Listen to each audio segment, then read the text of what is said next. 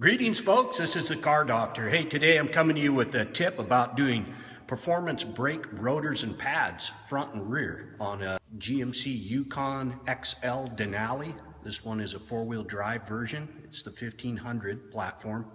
There is minor differences across different models and makes of this, but this video will pretty much cover the general idea with most Chevrolet and GM light trucks and SUVs.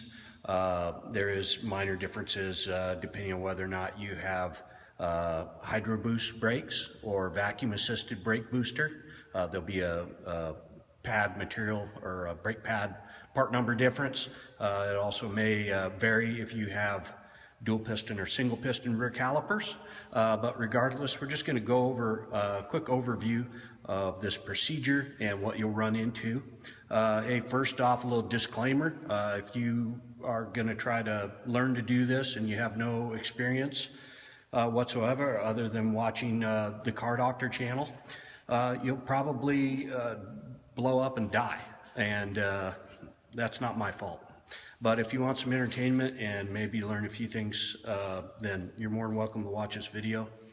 And hey, I like to live life on the edge myself. So hey, anyway, I'll just show you real quick what parts we're going to be installing here. What I've got is the Bestis performance rotors, the R300 omnidirectional performance rotors. And I've picked up the CarQuest Premium Professional pads since CarQuest was bought out by Advance or whatnot. They've gone to the wherever, which, you know, anyway, these are working out great for me. This part number includes the hardware. I think it's important that you replace not only the pads, but the hardware as well, especially on this application. I'll show you a little more about that as we go along. But if you want to keep your noise down and do a good job, then get the hardware version, which has the H at the end of the part number on the CarQuest pads. And this is a ceramic brake pad material, and so this is the OE equivalent for brake pads, for replacement pads on this vehicle. And I like them. It's what I prefer, and I've been installing them for quite a while. So just a quick overview of the brake rotors. They're performance rotor. There's some enhanced features. There's some rust preventative coatings. There's a rust preventative coating on the rotor hat surface to prevent rust there. There is a special coating on the rotor surface itself and in the vanes. There's special metallurgy and a high carbon damped iron that's going to prevent warping. There's special machining on here, which helps off-gassing with the friction surfaces. And overall, I found that these are a great, cost-reasonable performance rotor that I've just had no problems with. And I've installed these on problematic vehicles with customers living on the hillside here in Anchorage, Alaska. And they're way up the mountains, and they come down every day, and they were burning up factory stuff right and left. And aftermarket replacement rotors wouldn't last a month. And we've installed these and had great success with them. So highly recommend these. There's also the exact same product available over at Napa. It's a different part number and a different brand name, but the same part. So just look for that. And you'll be getting hooked up with some good stuff. So hey, let's dive in here, and let's remember that braking systems are the most important safety system on a car, and you don't want to take this stuff lightly. You want to use quality parts. You want to take time and take care. You want to know what you're doing. Stop and ask questions, or take it to a certified mechanic if you don't understand, or if you run into something. If you run into some brake fluid leaking out of a caliper seal when you're depressing it, or something you just don't quite understand or you're struggling with, stop, put it back together, or call a tow truck. And you know, you're not going to be spending a whole lot more money, but if you are competent enough to do this job and do it safely, you could easily save $500 plus in labor and parts markups by doing it yourself. And hey, that's what I'm here to help you do, but I want you to do it safe. So let's dive in here. Let's do this thing. I've got the vehicle raised up already, and we are going to remove the tire. And we're going to do that with these stock GM hubcaps. Pop out the center cap. Hey, while I'm here, there's a little tire valve stem marking on here, and you align that with the tire valve stem when reinstalling this. So that needs to go there, and that's in order to clear these lug nuts and get your cap on right. If you don't do that, man, your hubcap's going to fly off and it will cut someone's head off. This thing flies down the road, and you got, you know, a mom, a bicyclist, you know, it goes like a frickin', this will go into orbit. So let's whip these tires off. I'm using a 7/8 impact socket on my Egersault. Lug nuts are off. Remove the tire. I'm going to turn the wheel. I've got the steering wheel unlocked to ease in doing this. Otherwise it ain't going to happen. So I'm going to remove the caliper bolts from the caliper to the caliper bracket. These bolts here. That's going to require a 3/4, in this application, a 3/4 open end wrench and a 3/4 socket. And this is not how we're going to put them back on, but we can take them apart like this. Make sure your impact's in reverse or you will break the bolt off.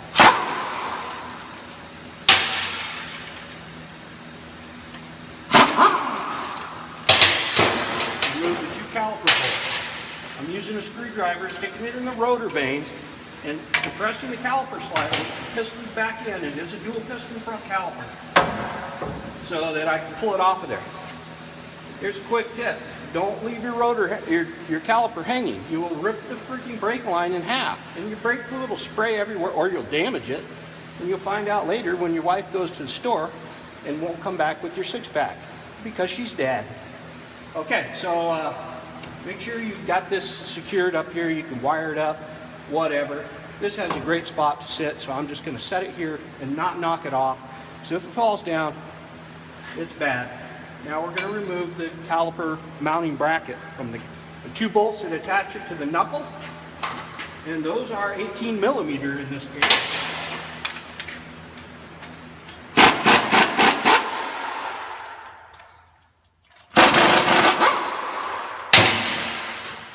Let's take a closer look here.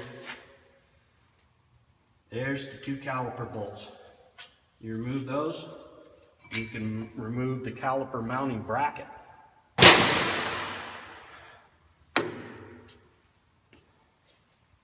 Okay, now I want to pop off the 1 caliper or rotor retaining screw. And it is a Torx T30 Torx bit. And I'm putting an adapter on my 1/2-inch drive impact to remove it. We'll reinstall it with the torque wrench and a ratchet. Now my rotor is ready to come off. We'll tie it on there, but there we go. These rotors, by the way, were warped. The pad material is not completely worn out, but if I'm making this upgrade, I'm going to upgrade everything. And I don't want them coming back. So these rotors were out of parallel, meaning, and Mama wasn't happy. Make sure your hub area is clean. If these surfaces have a buildup of rust or debris, then when you remount your rotor to the hub surface, it's going to be warped because it's going like that. This needs to be in parallel with the axle assembly in the hub. So make sure that surface is clean. Once it is, we can prepare the rotor and install it. We got our new sweet performance rotor that's going on, and we're going to need to line it up with one of these holes for the retaining screw. This is a little conical shaped hole, the retaining screw. And I'm just going to carefully start the screw,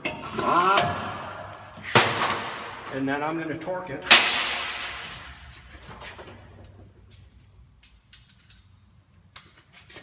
The torque for the disc retaining screw is 106 inch-pounds torque.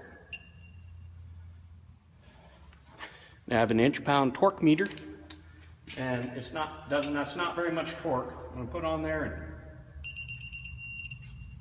I'm going to torque it just right, so you torque Nazis don't. There'll probably still be some haters out there, but don't hate, or you will also blow up and die. Okay, so let's real quick here prepare the caliper mounting bracket and pads. Like I said before, I like to replace the hardware, so I'm going to pull the pads out and replace these hardwares. Pulling those off.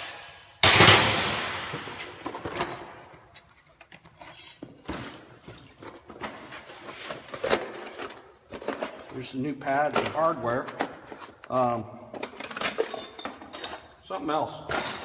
These pads come with a grease, and which is great.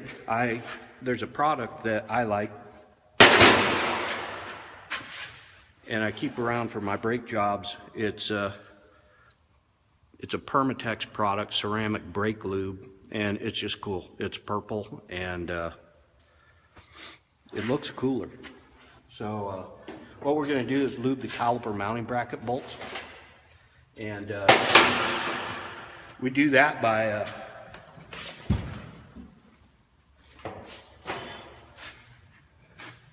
pulling these bolts out individually and just clean off. Whoa! Holy crud.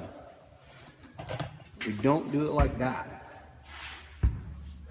Okay. Reposition. Selfie. We pull out the caliper bolt, we clean it up, and we apply a very, very light layer along the length of the caliper bolt, not getting it on the threads, not overdoing it, and then reinserting it. If you put too much in, it won't go all the way in, and that'll be bad because grease doesn't compress. So just a light coating of the purple nurple, and you're good to go. Now let's put the caliper hardware on.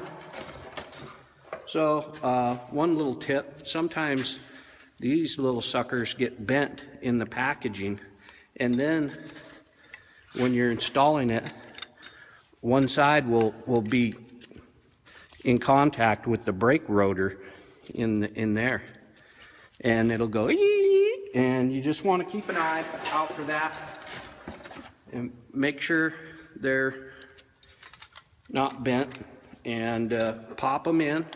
And I go ahead and put the pads on now, and make it easier. So in this case, the inner pad has the wear indicator, and so I'm going to put the inner pad in on the inner side of the caliper mounting bracket. One way to tell if you've taken the pads off, you're trying to like which one's the inner, you can see where the brake disc caliper pistons had worn in the back of the pad. So that was the inner, that has a wear indicator. There's two different sets of inner pads, of course, for the right and left side. This is the left side inner, and as you can see, it has a slightly different wear indicator setup, but it is in the same location. So that's one we want to put on the inner side, which is right here. And it's a little tricky, but we get in there like that. And you know, make sure your friction material is facing into the rotor, because if you have the metal backing plate of the pad facing into the rotor on either side or both sides, you won't stop very good, and it'll make loud noises. And again, your wife, when she's returning from the lingerie shop for a cool evening of fun, will probably just bring back a ball gag, because that's all you'll get, or you'll become a gimp, and it will not be fun from then on out. she won't be happy. So let's do it right and be safe out there. Before I stick it up there, we've got the 2 caliper bolts, and we're going to apply a generous portion of blue medium strength Loctite along the base of the threads at the beginning of the threads of the caliper bolts so that they don't fall out. Carefully installing it over the rotor. The caliper mounting bracket to knuckle bolts on the front are adjusted to 148 foot-pounds torque.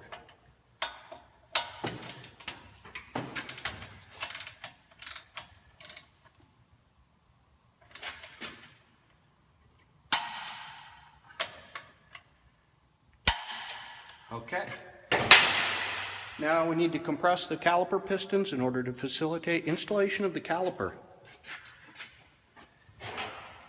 I use a C-clamp for that. Couple caveats here. If you have extremely contaminated brake fluid, well, in any case, especially with this year model, the brake system's probably not been flushed. We recommend flushing the brake system. You don't want to be forcing contaminants back up into the system. So, for all intents and purposes, you probably should be doing a brake flush at this point. We're going to do it after we get it put back together. But regardless, it may require a scan tool and automatic ABS brake bleed procedure to do it properly. So again, if you don't have the capabilities, then you might want to skip that, or you might want to skip this brake job and take it to a shop that does. You can do it without it, but it's just not recommended. So if you weren't going to do it, just compress the caliper. I install the old brake pad and just compress it and get both those pistons pushed back evenly. So when you're reinstalling, make sure your brake line is straight and it's not turned like a pretzel. That wouldn't be good. Get it on there. So we're also going to put a dab of medium strength blue Loctite on the 2 caliper to bracket bolts.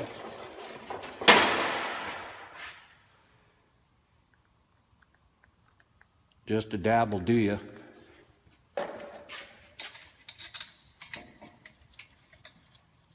And go ahead and reinstall caliper to bracket bolts. And the caliper to bracket bolts are torqued at 74 foot-pounds for the front. I'm going to set my torque wrench to 74 foot-pounds.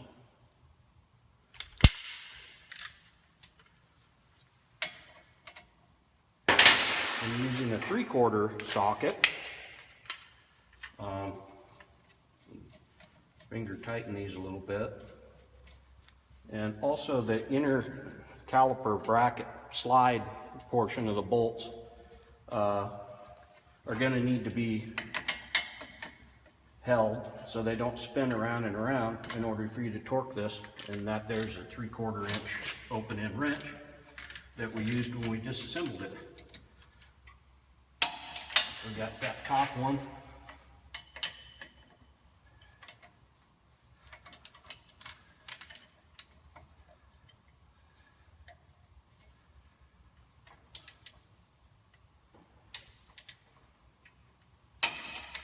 Bottom one. I'm going to just give a visual check and make sure that there's no interference when I turn it with any of the hardware. It's not going.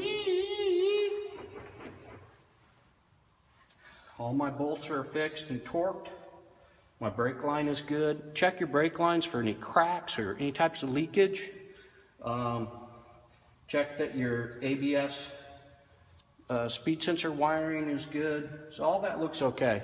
One other side note, as you compress those caliper pistons, it's forcing that fluid back up. Again, I said if you're not flushing the brake system, which you should, definitely when you're done with the project and get the wheels back on, go up before you do anything else and pump the brake pedal. That's going to push those pistons back out and get them seated against the brake pad linings in the rotor. It's a pinching that's occurring as you're giving it hydraulic pressure and the caliper pistons are extending. So if you don't do that, you throw it in reverse and you step on the brake pedal, it goes to the floor, and you go visit your neighbors in their living room and watch some big screen TV or visit their pool or whatever. So be mindful of that. But hey, we're done here and we're going to move to the back. I guess I can go ahead and throw the wheel back on, and we're going to wait though and torque it once we've dropped the vehicle back down.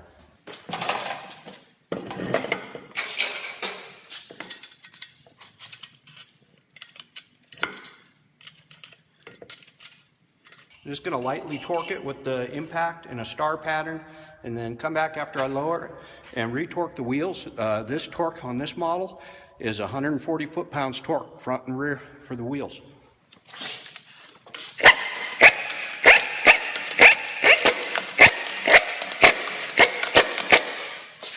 Okay, we're moving to the back, and it's pretty much the same deal with some slight variations in removing the caliper mounting bracket from the axle housing. And also, one thing I forgot to mention is these particular kinds of rotors, they don't have the oil goo sprayed all over them, so it's not necessary to take brake clean and clean off the surface of the rotor. As these have that sprayed on finish that prevents corrosion, it's not required. But if you were installing conventional rotors, you want to be sure and use some brake clean or an alcohol-based product that can remove that oily stuff. Otherwise, you know, it probably won't cause a huge deal. I mean, a little disclaimer, I don't think it'd cause a huge deal, but it might get a little smoky the first few times you're braking, and that can impregnate the pad material, and I don't know what would happen there. I'm not a chemical engineer by any means. So I'm going to whip this rear tire off and show you the subtle differences in the back brake system here.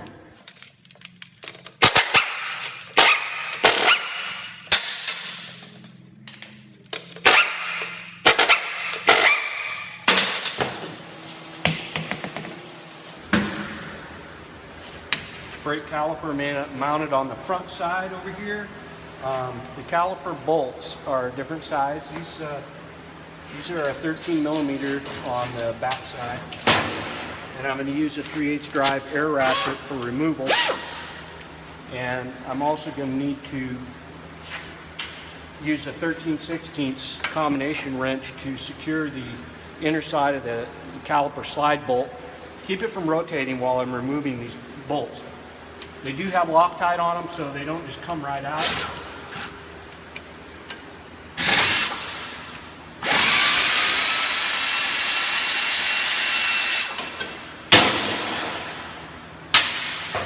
And the lower.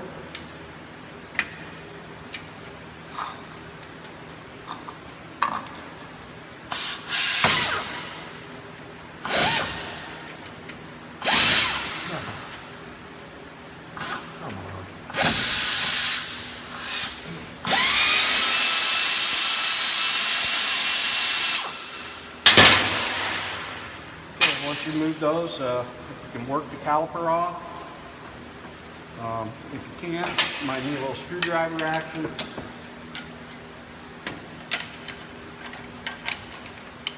And go ahead and put it back out of the way. Again, you don't want it to fall off, so make sure it's secured up there. And we got to get those two back bolts out. Well, here's a little bit of a hassle with these GMs. You know, it's a pain in the butt, but on removal, these bolts have Loctite on them. I use my flex head 1/2-inch long-handled ratchet with the cheater bar on it and an 18 millimeter 6-point socket. I'm going to get the camera down in there and show you what we're dealing with here. These are the inner caliper to axle housing bolts that we'll need to get loose. And in order to do that, they're really tight and they're kind of long-winded. They've got Loctite all over them. So get your Put your socket over it.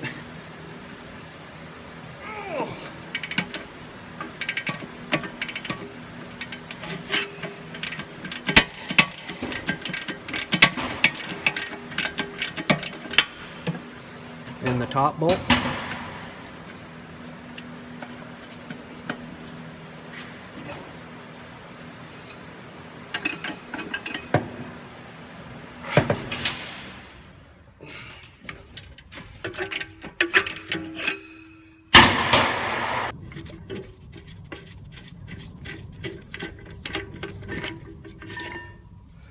Voila. Now on the rotor, the factory has rotor retainers on two of the studs here, and I grab them with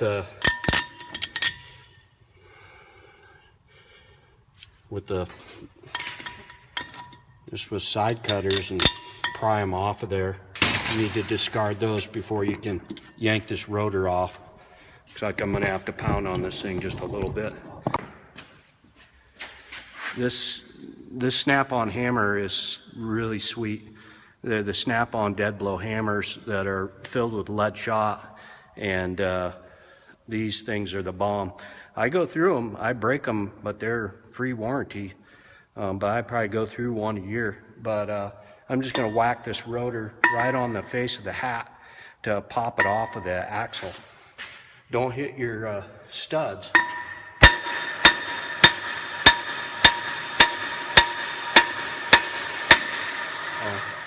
There's also threaded holes. You can put a bolt in there and drive it in, and that'll pop the rotor off too. Take a close look at your parking brake shoes in the rear. They tend to wear on these, and if they use it to launch a boat in the salt water, they will just be rusted out, and you'll need to replace your parking brake shoes. This one's only got 50,000 miles, and it's not typical we have brake problems on these at 50,000 miles, but due to the driving conditions, they've warped the rotors and pretty much gone through the rear pads. These parking brake shoes look okay. But I got another set from yesterday that I did on a Yukon. Here's some brakes on the back of a Yukon that were wasted, and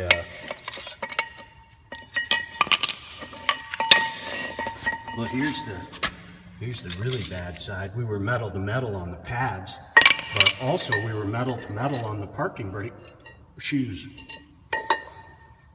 and they tended to caulk to one side and wear off one leading edge. But these things are just wasted, long overdue for service. And we also did the inner tie rod ends at the same time. A little gravy job, but that's what they look like when they are worn out. So keep your eye out for that. You don't want to have to do this twice, and you don't want a grinding noise in there after you're done. So these look okay. So we're going to leave those as is, and we're going to start putting this thing back together. Okay, we've changed out our brake hardware, and I've installed the pads, and I've put the rear pad with the wear clip in the proper position. I've lubricated my mounting hardware, and I'm going to reinstall.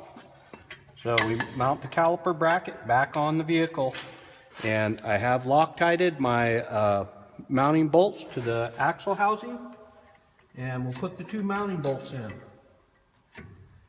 Okay, we'll tighten them back up. Start them with the ratchet. Then we torque the rear caliper mounting bolts to 122 foot-pounds torque.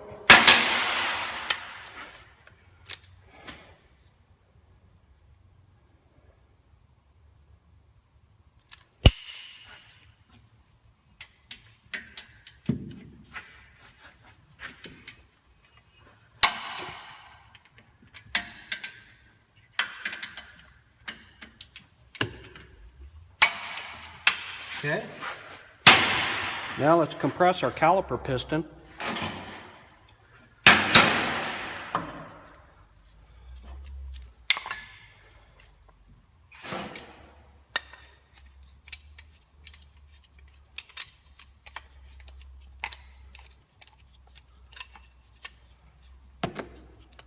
be sure your piston isn't getting pushed in sideways. If you get it cocked in the bore, it won't fully depress and you could damage the seal or the piston or the bore itself.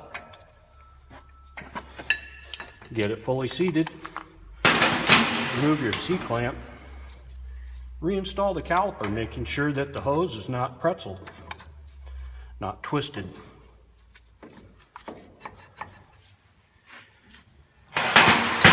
Reinstall the 2 caliper mounting bolts after they've been coated with a Loctite, blue medium strength Loctite.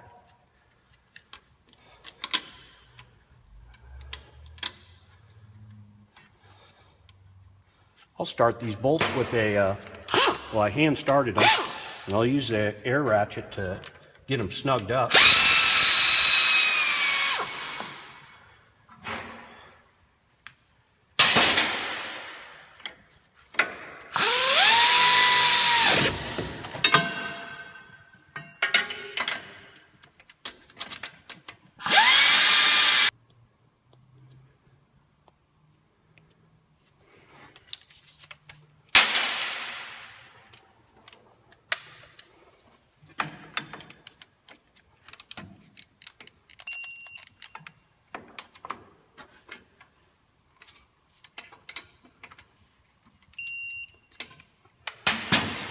Okay. Double check your work and make sure you don't have anything, any of the hardware squealing on the rotor. In this case, we're okay. I'm just going to reinstall the tire and torque things down. And then we're going to go ahead and bleed the system using the scan tool. And that'll be a different video. But I think you pretty much get the idea. And hey, it's not a huge deal. It's nothing too complex, but you just gotta go into this thing with the understanding that this is probably the most critical safety component of the vehicle, and you want to do it right, and you want to pay attention, and you want to be safe. So yeah, one more thing, when you get done pumping the brakes up, and go ahead and clean the top of the brake master cylinder off with some water or brake clean, and then remove the cap and make sure the little diaphragm's pushed back up in there, little rubber diaphragm seal. Make sure your brake fluid's topped off. Then take it out for a good test spin. Go ahead and put, 5-10 miles on it with gentle braking and get those pads broke in. It'll take even longer than that to get fully responsive braking. And once you do, you're going to have a sweet braking system and years of trouble-free service out of these performance rotors and brake pads. All right, good luck with your repairs. Thanks for watching. Thanks for the likes and subscriptions. We appreciate it. Have a good one.